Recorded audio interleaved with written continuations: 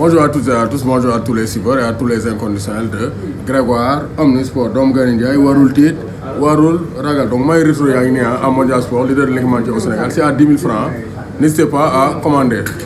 Donc écharpe 2500 maillot yaa ngi nii c'est à 10 000 francs, blouson yi c'est à 20 000 francs. Donc n'hésitez pas à commander sur Mondial Sport. Donc bonjour à toutes et à tous, bonjour à tous les supporters et à tous les inconditionnels de Grégoire Omnisport. Match Sénégal-Guinée jeex na, donc 0 but partout entre les Sénégalais et les Guinéens. Donc ñu doon xaar la meilleure version du Sénégal après une prestation donc fade, insipide, saful yàpp saful jën, donc face au Zimbabwe, mais gis nañ ne on n'a pas beaucoup d'amélioration. Et du man maa ko wax, déglu leen Sadio Mané mooy wax au micro de la RTS après le match. Sadio Mané lii la wax, donc damay lire li Sadio Mané wax. Sadio Mané, ce n'est pas le moment de se tirer une balle dans la tête. neen jarul ñuy crier donc vraiment donc di tirer di jël balle di ko dóor suñu bopp. Donc c'est pas la fin du monde, même si ça n'a pas marché. moom nee na match bi tey doxul. On a d'autres matchs, am na yeneen match, on va essayer de préparer le match contre le Malawi. Et ça ne sera pas facile parce que le Malawi se bat et le Malawi donc ne va pas se laisser abattre par le Sénégal. loolu foog ñu xam ko. Et mu ne donc on ne va pas se mettre la pression. neen jarul ñu teg suñu bopp pression. On doit rester positif et se tirer dans le bon sens. nee nañ positif gën a booloo pour tirer vers l'avant. Bon, ça c'est un discours fédérateur, mais mu ne ko ça n'a pas marché, mais ça ne veut pas dire que c'est fini. nee na affaire yi doxul, mais donc ça ne veut pas dire que c'est fini. Donc Sadio Mané répété na 2 fois, ça n'a pas marché. Donc c'est lui qui l'a dit, c'est le capitaine de l'équipe nationale moo newoon ci match bi. Donc Sadio Mané moom xam na ne équipe nationale bi tey affaire yi doxul. Donc vraiment donc c'est clair tey li ñu football dara baaxu ci.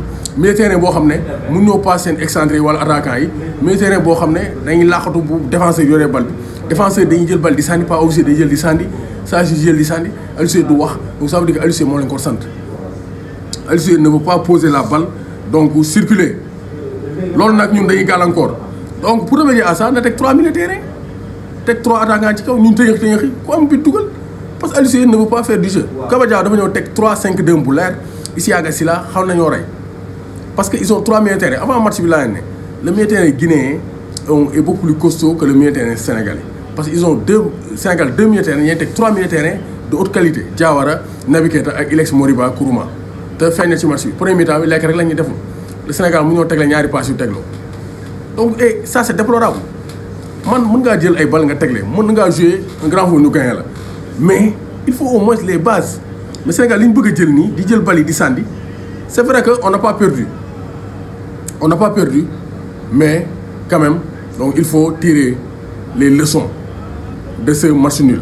Parce que gagner, c'est pas grave. Mais, heure bu ñu dajee équipe boo xam ne day njëkk a dugal Sénégal pour Sénégal jëli ko day am problème parce que ni ñu footballee nii pour nga dugal ça ne sera pas évident. Même si on a eu des occasions avec Bouna Sarr qui pouvait crocheter et cadrer, mais malheureusement il n'a pas cadré. Pour montrer le mauvais match des Lions du Sénégal, donc on va voir donc vraiment la prestation de Sadio Mané. Sadio Mané c'est 36 ballons touchés. Donc Sadio Mané ba mu joué CAN ba léegi musul touché si peu de ballons. C'est son plus faible taux en termes de ballons touchés. Sadio Mané 39 ballons perdus. Son plus faible taux parce qu'il n'a pas touché beaucoup de ballons, donc il perd moins de ballons. Ben tir lam 0 tir cadré. Sadio Mané 40% de dribbles réussis. Son plus faible taux dans l'histoire de la CAN pour Sadio Mané. Donc Sadio Mané c'est son plus mauvais match. C'est son pire match depuis que moi j'ai CAN depuis 2015. C'est pour dire que match bi c'est un match à oublier. Voilà, c'est un match à oublier carrément. Voilà, donc ça c'est très clair. Donc ñu bëri ñu naan Pape Gueye lu tax joué Pape Gueye ba mu jógee Havre dafa signé woon Watford ba pare ba war a dem Watford après mu def volte-face mu changé de fusil d'épaule. Yaa ngi dégg bu mu changé de fusil d'épaule Pape Gueye donc mu dem signé Marseille. Watford nag dafa dugaloon recours devant la justice léegi recours boobu nag moo ko dab mon avocat Pape Gueye moo woo waa équipe nationale neen Pape Gueye dañ ko suspendre à 11h te boobu Aliou Cissé joxoon na 11 am ba pare moo tax ñi gën njëkkoon génne 11 bi Pape Gueye lañ tegoon au côté de Kouyaté moo tax après ñu changé waat ko indi Loum Ndiaye donc Pape Gueye il est suspendu par la FIFA jusqu'à nouvel ordre kenn xamul kañ lay joué waat mais loolu moo tax il n'est pas blessé, il a été suspendu par la FIFA. En tout cas équipe nationale du Sénégal il y a beaucoup de lacunes. Ibrahima Mbaye amul niveau tey gis nañ ne aussi Mame Baba Thiam il était esselé doxul Boulaye Dia mënul laal bal parce que ni ñu jël bal di sànni aucun numéro 9 ne va briller. moo tax Boulaye mën naa jouer 100 matchs comme ça il va rien marquer bu Sadio Mané dugal wala excentré Boulaye du dugal parce que amul bal yu mu laal day frustré sax voilà et ça c'est déplorable équipe yu ndaw yi sax ay Comores Malawi Zimbabwe ñuy teg bal yi Gambie Mauritanie football mais Sénégal mënoo sax passante ñaari pass yu tegloo man loolu am de comprendre jël bal di sànni après taxaw défendre alors que le Sénégal est la première nation africaine képp kuy seetaan Sénégal bi doone c'est la première nation africaine jamais de la vie nga jël koo xam ne mosu seetaan Sénégal nga teg ko nga ne kii mooy première nation africaine équipe bi du ko mos a gëm même si c'est pas le beau jeu qui gagne les compétitions mais il faut le minimum te li ñu football nii dalul xel gagné nañ nag face au Zimbabwe match nul nañ on a 4 points du point de vue bilan comptable statistique comme d'habitude avec Aliou Cissé statistiquement y a pas de problème mais attention jour bu ñuy dajee équipe mu njëkk ñoo dugal Sénégal pour mu jëlee ko dina métti loolu moom maa leen ko wax dal leen contre Algérie 2 fois dal leen contre Colombie 2 fois day Cameroun gagné wuñ ko mu doon posé naa ko question mu ne woy on va essayer on va voir ce que ça va donner mais en tout cas li ñu football nii même s'il y a les absents mais quand même les absents il faut faire avec parce que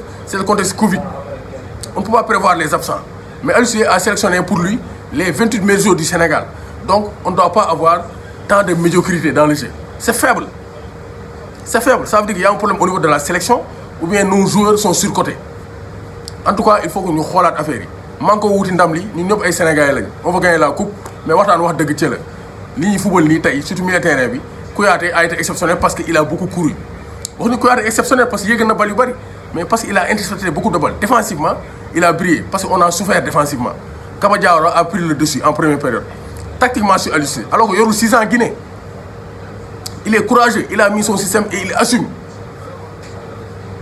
alors que Aliou Cissé il est 6 ans il est là depuis 6 ans mais on ne peut pas savoir comment joue Aliou Cissé mais on est derrière lui on est sénégalais mais on va voir ce que ça va donner en tout cas yàlla ñu yàlla jàppale ba ñu wuti ndam li comme loolu mooy slogan bi maa ngi ko wuti ndam li mais li ñuy football dalul xel voilà loolu moom il faut le souligner donc par rapport aux joueurs Seny Dieng il a été serein comme d'habitude donc il a fait une parade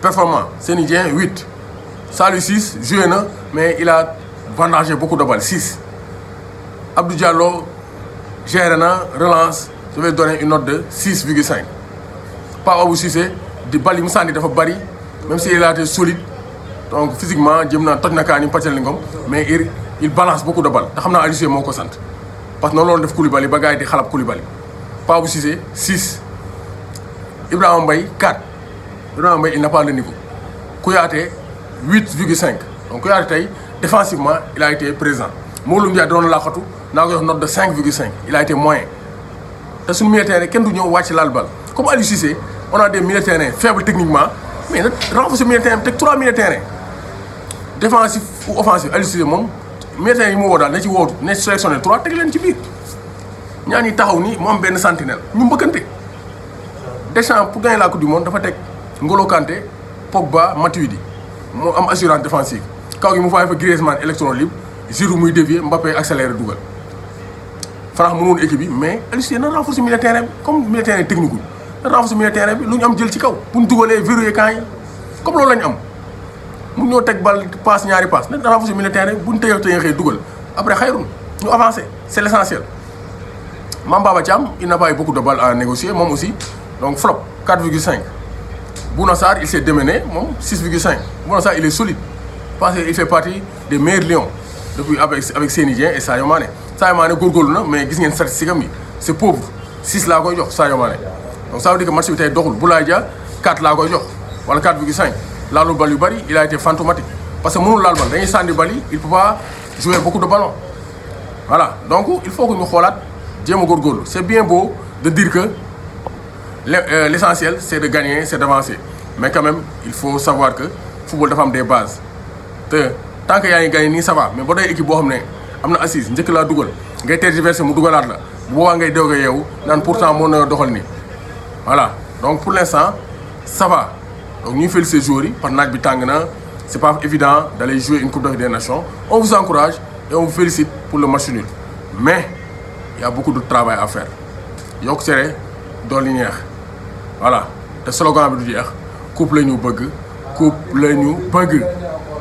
Satrek IPTV Média ñëw na ci coupe d'Afrique des nations bi dafa leen promotion bu jéggi dayoo 8000 chaînes ku abonné wu ci Sartec ci Coupe d'Afrique des Nations bi di nga am 8000 chaînes à 28 000 francs contre 39 500 hors promotion. Donc n'hésitez pas à participer à la promotion. 28 000 francs, un an, ngay seetaan 8000 chaînes, amul fenn fudul Sartec. Si tu es déjà abonné, nga indiwaat ñaari abonné, si tu te réabonnes, booy réabonné wu l'année prochaine, da lay wàññi 10 000 francs si c'est réabonnement. Donc loolu Sartec moo leen ko jagleel ci Coupe d'Afrique des Nations bi. N'hésitez pas à vous abonner. 77 735 97 62.